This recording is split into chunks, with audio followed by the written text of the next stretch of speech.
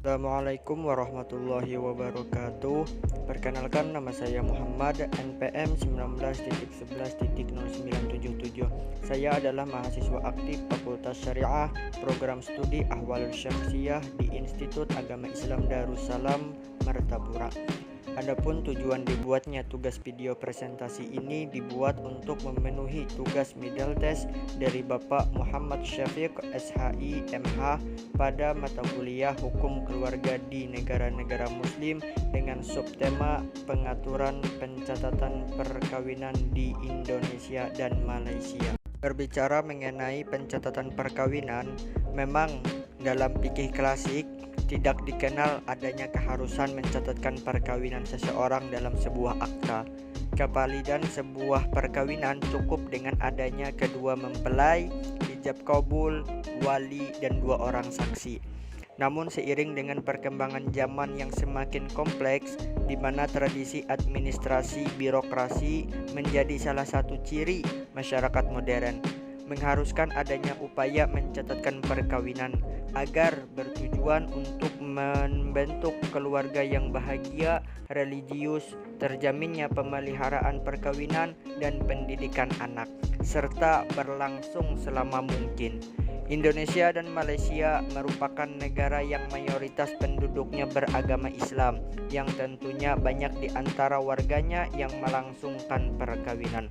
Oleh karena itu, sebuah negara menginginkan akan adanya suatu lembaga perkawinan yang mengatur masalah perkawinan, mengingat begitu pentingnya suatu lembaga perkawinan yang di dalamnya adanya suatu prosedur tertentu bagi warganya yang hendak melangsungkan perkawinan agar terjaminnya pemeliharaan perkawinan. Salah satu prosedur perkawinan yang harus dilaksanakan oleh pihak-pihak yang ingin menikah adalah dengan mencatatkan perkawinannya di hadapan para pejabat perkawinan. Langsung saja kita memasuki pembahasan yang pertama, yaitu pengaturan pencatatan perkawinan di Indonesia.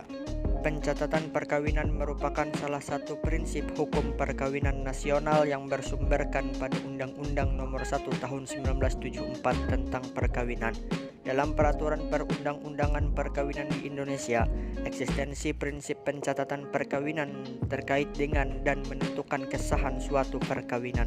Artinya, selain mengikuti ketentuan masing-masing hukum agama atau kepercayaan agama daripada suatu pasangan calon pengantin tadi, juga sebagai syarat sahnya suatu perkawinan. Sebagai contoh, di dalam agama Islam itu ada yang namanya syarat dan rukun sahnya suatu perkawinan, yang mana di dalam syarat sah dan rukun daripada suatu perkawinan itu tidak terpenuhi, maka perkawinannya dianggap tidak sah atau dianggap tidak diakui menurut agama.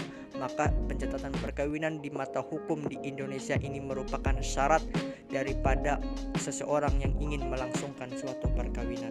Ketentuan pencatatan perkawinan diatur dalam pasal 2 Undang-Undang Nomor 1 Tahun 1974 yang menyatakan, ayat 1, perkawinan adalah sah apabila dilakukan menurut hukum masing-masing agamanya dan kepercayaannya itu. Ayat 2 pasal 2, tiap-tiap perkawinan dicatat menurut peraturan perundang-undangan yang berlaku.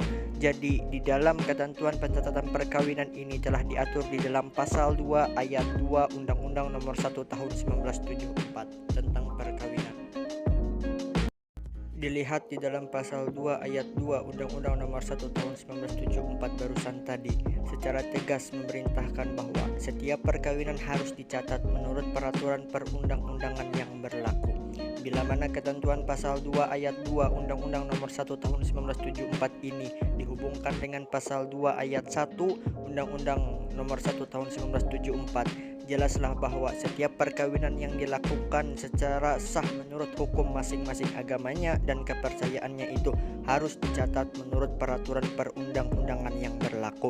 Tujuannya agar perkawinan itu diakui keabsahannya. Perkawinan yang dilakukan menurut hukum masing-masing agamanya dan kepercayaannya agamanya itu namun tidak dicatat dengan sendirinya tidak mempunyai keabsahan sebagai suatu perkawinan menurut Undang-Undang Nomor 1 Tahun 1974 di mata hukum di Indonesia. ketentuan pencatatan perkawinan bagi mereka beragama Islam. Penjabarannya lebih lanjut diatur dalam ketentuan pasal 5 dan pasal 6 kompilasi hukum Islam atau yang disingkat dengan KHI yang menyatakan sebagai berikut. Pasal 5 ayat 1. Agar terjamin ketertiban perkawinan bagi masyarakat Islam, setiap perkawinan harus dicatat. Pasal 5 ayat 2. Pencatatan perkawinan tersebut pada ayat 1 dilakukan oleh pegawai pencatat nikah atau di KUA sebagaimana yang diatur dalam Undang-Undang Nomor 22 Tahun 1946, Jonto Undang-Undang Nomor 32 Tahun 1954. Pasal 6 ayat 1. Untuk memenuhi ketentuan dalam pasal 5, setiap perkawinan harus dilangsungkan di hadapan dan di bawah pengawasan pegawai pencatat nikah. Pasal 6 ayat 2. Perkawinan yang dilakukan di luar pengawasan pegawai pencatat nikah tidak mempunyai kekuatan hukum. Berdasarkan ketentuan dalam pasal 5 dan pasal 6 KHI barusan tadi, dapat kita ketahui bahwa pencatatan perkawinan bagi mereka yang beragama Islam khususnya diatur sebagai berikut. A. Setiap perkawinan yang dilakukan oleh masyarakat Islam di Indonesia harus dicatat agar terjamin ketertiban perkawinan. B. Pencatatan perkawinan sebagaimana dimaksud di atas dilakukan oleh pegawai pencatat nikah sebagaimana diatur dalam Undang-Undang Nomor 22 Tahun 1946. C. Perkawinan yang sah adalah perkawinan di hadapan dan di bawah pengawasan pegawai pencatat nikah PPN. Artinya PPN ini menghadiri dalam suatu perkawinan tadi. D. Perkawinan yang dilakukan di luar pengawasan PPN merupakan perkawinan tidak sah atau tidak mempunyai kekuatan hukum dan juga tidak mempunyai bukti autentik. Kenapa sih sebuah perkawinan itu harus dicatat ke petugas pencatatan nikah atau di KUA? Jawabannya adalah pencatatan itu adalah salah satu syarat bagi seseorang yang ingin melakukan perkawinan. Karena hal demikian sudah diatur dalam pasal 2 ayat 2 Undang-Undang Nomor 1 Tahun 1974 yang mempunyai tujuan dari pencatatan perkawinan ini adalah untuk memberikan kepastian dan perlindungan bagi para pihak yang melangsungkan perkawinan, sehingga memberikan kekuatan bukti autentik tentang telah terjadinya perkawinan dan para pihak dapat mempertahankan perkawinan tersebut kepada siapapun di hadapan hukum.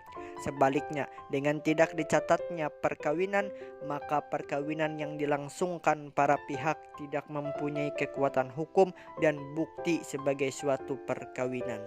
Apa sih akibatnya kalau suatu perkawinan itu tidak dicatat ke pegawai pencatat nikah? Jawabannya adalah perkawinan mereka tidak mendapatkan akta nikah, sehingga suami atau istri tidak dapat melakukan tindakan hukum keperdataan berkaitan dengan rumah tangganya. Anak-anak yang dilahirkannya pun hanya diakui oleh negara sebagai anak di luar kawin, walaupun dia telah melangsungkan perkawinan menurut kepercayaan agamanya. Namun anak tersebut di hadapan hukum di Indonesia hanya diakui sebagai anak di luar kawin, yang mana hanya memiliki hubungan keperdataan dengan ibu dan keluarga ibunya. Implikasinya, jika seorang istri dan anaknya ditelantarkan oleh suami atau ayah biologisnya, maka tidak dapat melakukan tuntutan hukum baik pemenuhan hak ekonomi maupun harta kekayaan milik bersama. Baiklah, memasuki pembahasan yang kedua mengenai pengaturan pencatatan perkawinan di Malaysia. Di negara Malaysia sendiri, mengenai pengaturan pencatatan perkawinan ini juga mengharuskan adanya pendaftaran atau pencatatan perkawinan tersebut. Hal ini dapat dilihat pada bahagian 2 bab perkawinan pasal 22 tentang catatan dalam daftar perkawinan.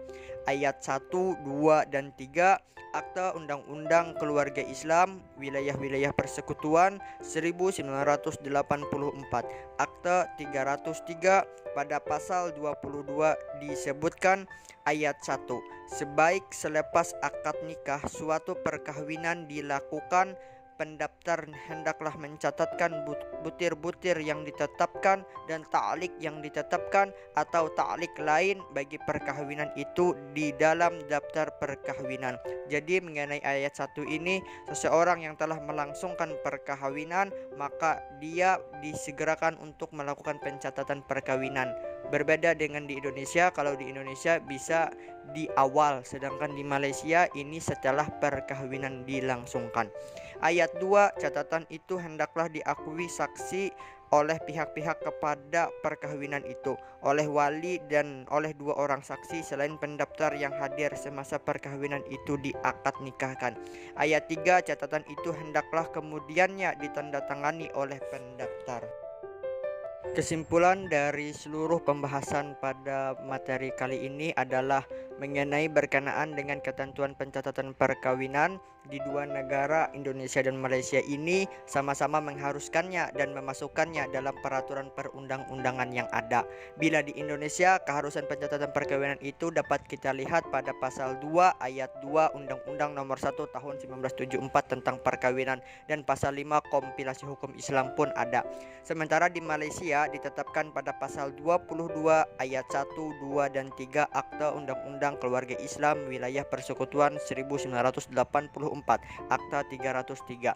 Ini artinya sebagai negara yang mayoritas penduduknya Islam, kedua negara ini telah memperbaharui hukum keluarga yang berhubungan dengan pencatatan perkawinan yang tidak dikenal dalam tradisi Islam klasik. Mungkin ini saja presentasi dari saya. Salah khilaf mohon maaf. Wallahul muwaffiq ila aqwamit thoriq. Wassalamualaikum warahmatullahi wabarakatuh.